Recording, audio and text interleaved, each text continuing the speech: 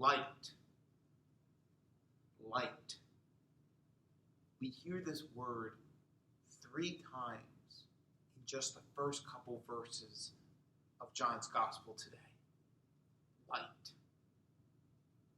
What do we hear about this light? That, well, first there was this man sent by God who came to testify to this light. Okay? And then, what else do we hear? So we're hearing this man testifying to this light, but what does this mean? Well, he tells us, the priests and Levites are wondering, like, who are you? But he tells us, I'm not the light. I'm not the Christ. And I'm not Elijah. I'm not a prophet. Which is confusing because he's foretelling us of this great light, of this great person that he says that will come after me, whose sandal I'm not worthy to untie. But what does he describe himself as if not a prophet? But the voice of one crying out in the desert, prepare the way of the Lord.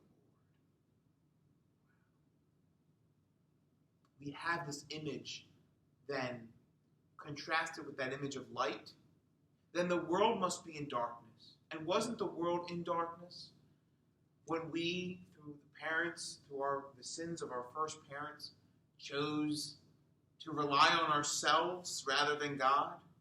And we placed ourselves in the darkness of self-reliance, if you will, where for the longest time we had the paradise and then we separated ourselves. And then for a long time the world sat in darkness, waiting for this light, this hope that we finally hear about in the Gospels. We live now in the desert of darkness, but here comes this light. It's beautiful. And the beautiful thing about this is that we are called to contemplate this light now. In the season of Advent, there's this theme of preparation within the church for this coming light. It's in the word Advent. It is coming. But also, it's so beautiful because it's the gospel, it's the church, it's the season that we're in, coming for Christmas, coming for this light. But also, as if all of nature, all of creation is wrapped up in this great mystery. Because we walk around and, for the most part, because we're outside of daylight savings time, we're kind of wrapped up in darkness. There's a lot of darkness. It can be a sad time for a lot of people. But it can also allow us to appreciate the light and the necessity of light. Think about when you walk into a church, maybe for one of the Vesper services or for when you come in for the vigil on Saturday. What do you see? You see stained glass windows?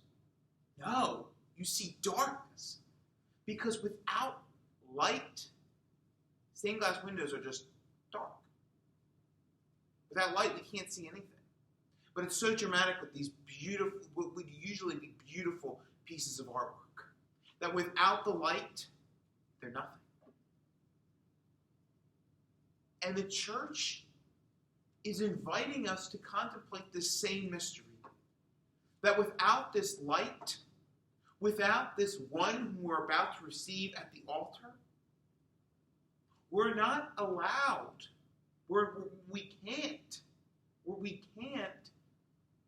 shine forth the beautiful rays that we were created for. Yes, we were created to shine and to show and to demonstrate, like these windows, the brilliance, the magnificence of that light in our hearts. That light that we are preparing for. That light that now we are called to prepare our hearts. We're called by John to prepare our hearts for that light. So that nothing, like a clean window, so with a prepared heart, nothing may obstruct that light from shining through our hearts. That light which we are about to receive. What a beautiful mystery. What a beautiful mystery. The light is coming. The light is coming. We are invited to prepare and to receive.